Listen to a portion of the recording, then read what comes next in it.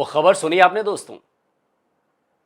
जो देश पिछले 1.5-2 सालों से भारत के टुकड़े करने की बात कर रहा था, पाकिस्तान के साथ हाथ मिलाकर भारत के जो हमारे नॉर्थ ईस्ट स्टेट्स हैं उनको तोड़ने का, उनको ग्रेटर बांग्लादेश बनाने का ऐलान कर रहा था, भारत के खिलाफ रोज जहर उगल रहा था, उसने भारत के आगे तेल के लिए हाथ पसार दिए। तो दोस्तों बात यह है कि तेल के खेल ने भारत को आंखें दिखाने वाले पाकिस्तान और बांग्लादेशियों की चीखें निकालनी शुरू कर दी। पाकिस्तान में तो हड़कंप मचा हुआ है, हाहाकार मचा हुआ है। महंगा होगा, आटा महंगा होगा, गरीब आदमी तो मर गया बिल्कुल। अभी तो पेट्रोल बढ़ा है, पता नहीं और कीमतें क्या बढ़ती हैं। वाले नहीं है, गरीब आदमी तो पहले ही मरा होता है, सफेद पोश आदमी की जिंदगी पहले ही बर्बाद थी, अब और जिंदगी तंग होगी। 2 वक्त की रोटी यहाँ पर खाना मुश्किल हो गया। तेल और गैस की किल्लत से पाकिस्तान के जो जिगरी बन रहे थे बांग्लादेश, उनका भी तेल निकाल दिया है। गाड़ियों की टंकी ही नहीं, पेट्रोल पंप्स की टंकियां भी सूखने लगी हैं।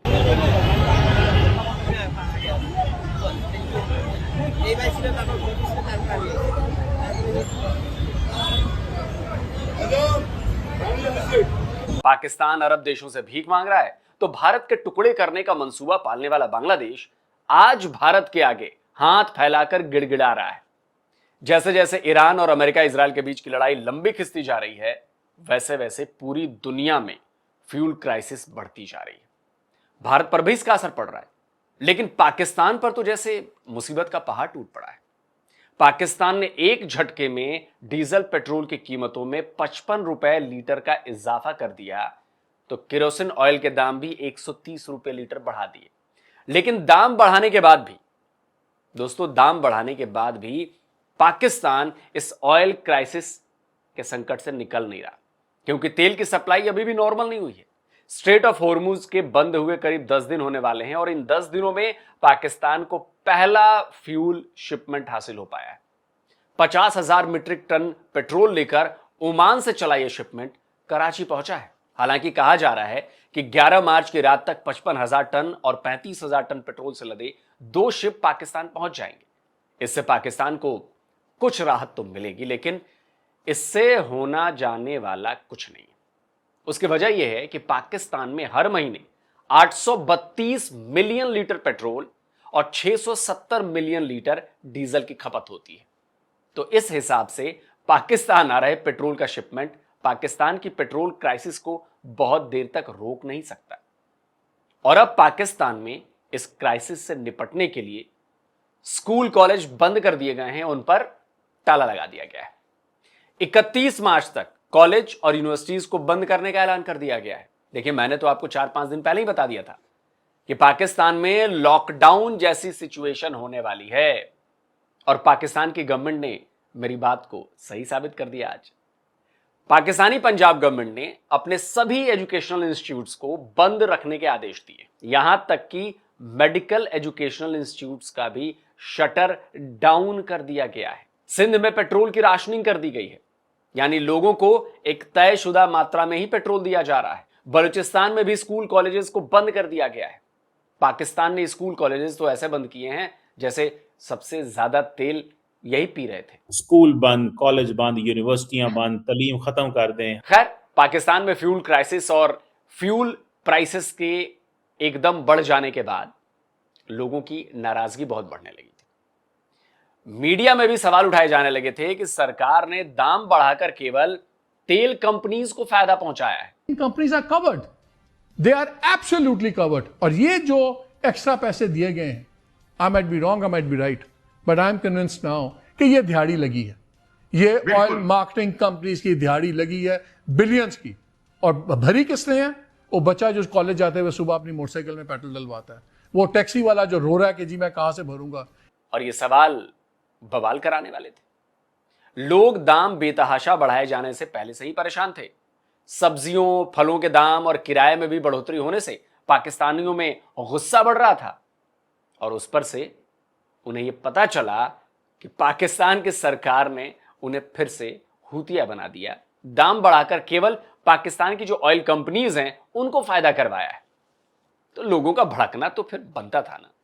इसी बात से घबराकर शहबाज गवर्नमेंट ने तेल की खपत कम करने और सरकारी खर्चों में कटौती करने के कुछ कदम उठाने के ऐलान किए। और एक आइंदा 2 माह के लिए सरकारी महकमों की गाड़ियों को मिलने वाले तेल में 50% फिल फॉर कटौती की जा रही है, मगर इसमें एम्बुलेंसेस और अवामी इस्तेमाल वाली बसें शामिल नहीं हैं।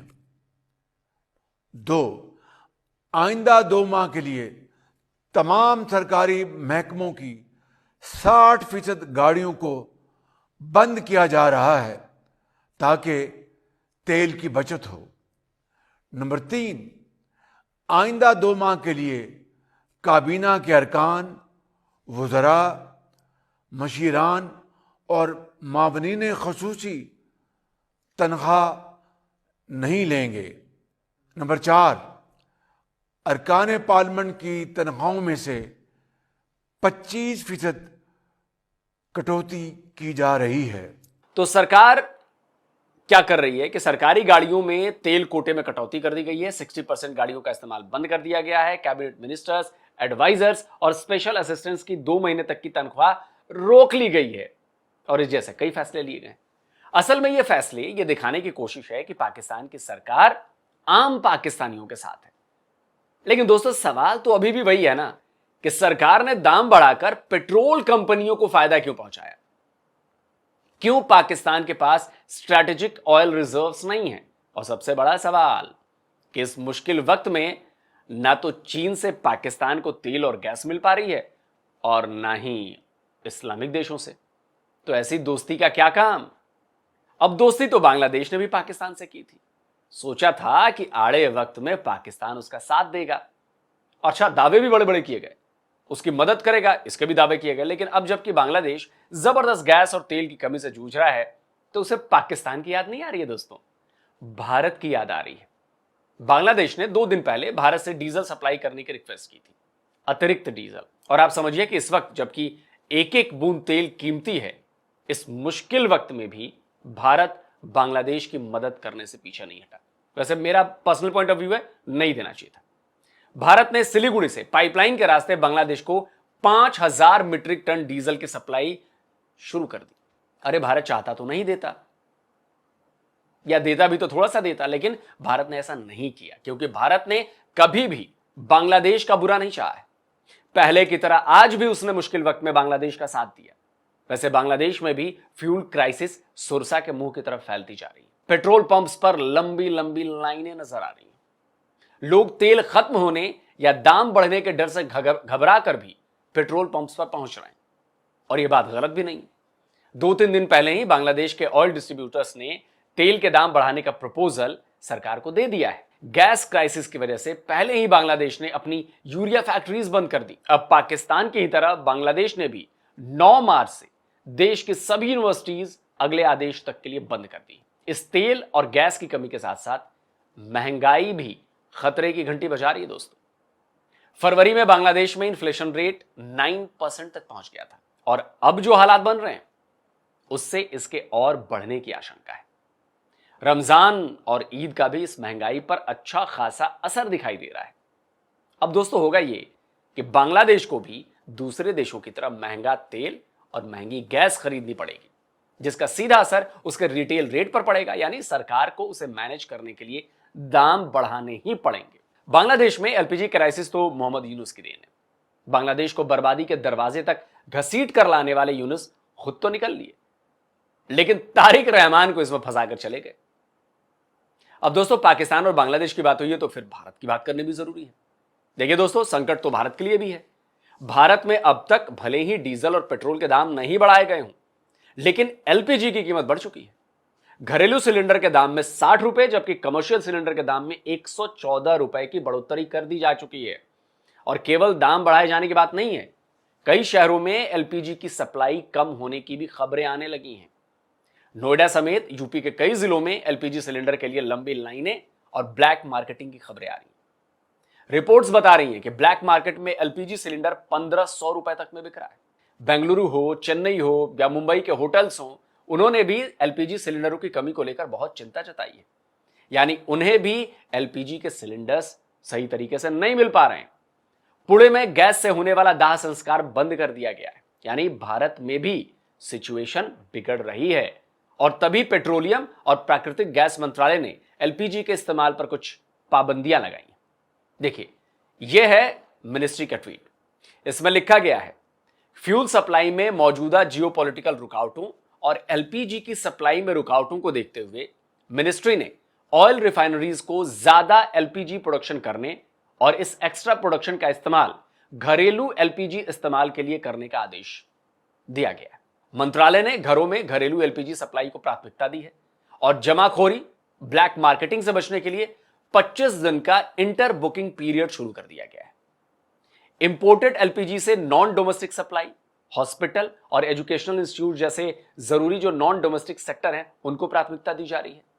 दूसरे नॉन डोमेस्टिक सेक्टर में एलपीजी सप्लाई के लिए ओएमसीज के 3 ईडी की एक कमेटी बनाई गई है, जो रेस्टोरेंट, होटल्स और दूसरी इंडस्ट्री को भी एलपीजी सप्लाई के लिए रिप्रेजेंटेशन को रिव्यू करेगी। तो दोस्तों, बात यह है कि यानी गैस के इस्तेमाल पर चेक पॉइंट लगा दिया गया है।